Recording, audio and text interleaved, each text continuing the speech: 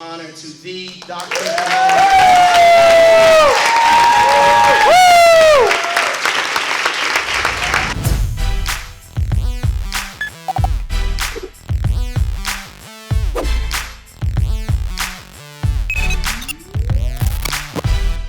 Yeah, so when we talk about, this whole succession thing and dealing with us is really important in succession.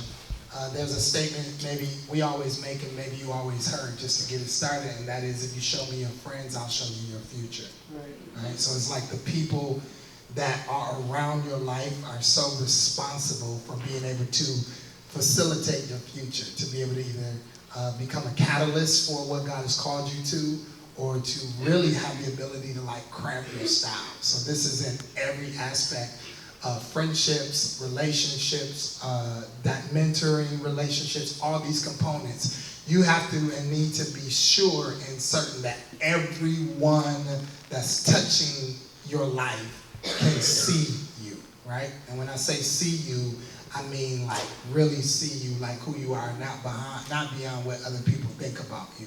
I always tell the story that on the weekend when I was so passionately ready to ask my wife to marry me, we flew with her mother, we flew with her sister and her mother to Atlanta to meet her father, because I had not got to meet him, shake his hand, look him in the eye, ask him for her hand in marriage. So I went there to do that, and when doing that, introduced myself to him. Of course, I got his blessing, and and on the way home, when I was trying to navigate the proper timing for that, my wife and I was on the plane, and we were sitting next to each other, and she started talking to me about how she sees me, how she saw my future.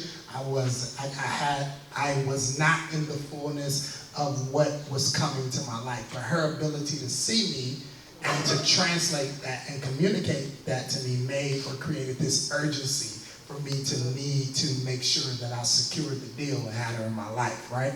Because her ability to see or to navigate not only who I was, but where we were going was so crucial and important. And so in the dynamics, not just in a relationship that you marry, but in all of your friendships, everybody that has ever gotten in any type of trouble in their life, that took their life on a tank, it was almost never by themselves, right? It was with somebody that either had nothing to lose, right? That didn't value who they were, and that created this dynamic in their life that created a deficiency for who they were. And my husband is such a great communicator. But I would kind of like to just backtrack just a little bit and just talk about you as an individual before you make a friend, before somebody comes into your life. It is so necessary for you to know who you are, because if you don't know who you are, whoever you hook up with is going to help you know who you are.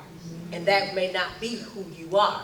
It just means that you assimilated to another person, and then you get in this relationship, and then you have this great revelation or this epiphany of who I am, and they looking at you like, what are you talking about? And then now we have a rift in the relationship because you never came into who you are. You assimilated to somebody else's opinion, somebody else's perspective, whatever it was. So I implore you to do the work of knowing who you are, to get rid of soul ties, or to get rid of broken relationships, or get out of toxic relationships, if it be with a man or a woman or a friend, anything that is not speaking life to you or helping you to know what your destiny is and know what your purpose is. You need to get rid of those people, because the worst thing in the world is for you to want God to anoint you. As my husband would say, God can only anoint the authentic. He can only anoint what is real. He cannot anoint what you play or copycat to be, or what you saw on Instagram or on Facebook, or somebody who took a bite and now you want to be like them. No, who are you? When the lights are off, when there's no one else there, who are you? Who is God saying, you're the apple of my eye? What you is that makes God smile? Not the one that you try to portray to everybody else, because you can only attract what you are authentically. So if certain people are being attracted to you and you're trying to figure out why they're attracted to you, because that's what you're presenting to the world. That's what you're getting, that's the energy that you're giving off. So if you don't want those kind of people attracted to you, then you need to go into the depth of your soul and find out what exactly is inside of me that's causing certain people, certain things to be attracted to me that I don't want. Now, if you want it, then that's a whole nother thing. But the stuff that you don't want, you need to check that. You need to pay attention to that. When I got ready to, because we got married, well, I got married late in life. I was like 30-something, 32 or something, I don't know, something in my 30s. But anyway, there was a moment that after he asked me to marry him, that I came to his apartment and he was like, why do you look so sad? Like, you're engaged. Why are you not happy? And I was just like, yeah, today's is not that day. And so I started realizing that I was dying to my singleness. Like, there was a literal death that was happening, and I was sad about that. I was like, you know, I was happy, yeah, I'm getting married, but then I was kind of like, dang, I can't, it's going to be a little different now. But I could only die to myself because I knew myself. I knew that there was something that was changing, there was an exchange that was happening in my life, because I tried to live my single life. I tried to live it to the best of my ability. I tried to do everything that I wanted to do. I wanted to see, no, I shouldn't say that. I was going to say see everybody that I wanted to see, but yeah, that's not good. But but I tried to know what God had called me to be and what he wanted me to be, so that I could be what I needed to be in that moment of unmarriedness. So that I would not attract somebody that 10 years later, I'm like, I don't want to be with you because I'm something else now. That's what's happening in marriages. That is not necessarily that people don't believe in marriage. It's just that people didn't believe in themselves. So they took the next thing that was just somebody who was like, oh, I'll holler at you, or you cute, or you look like you so like. So what if you cute? That don't mean nothing. You got good eyes. That's just all that means. That don't mean nothing.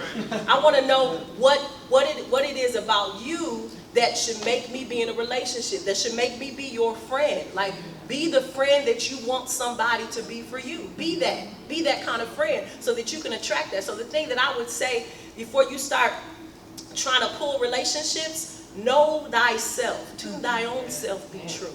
Know thyself. Know when you look in the mirror, I know what I'm looking at. My flaws, my hiccups, my hang-ups, my great things, my positive things, all that it is that encompasses who I am. I know who that is, and I'm okay with that. I'm cool with that. And if I'm not cool with it, I'm working on it, and I'm making sure I'm good before I touch another person's life with my hands, with my heart, with my mind, with my soul. I'm not going to touch nobody until I know who I am, because I don't want any casualties of relationships while I'm trying to figure it out, and there's dead bodies all over the place because I'm killing folks because I don't know me. So the greatest gift that you can give to a relationship is knowing who you are. Amen. Woo!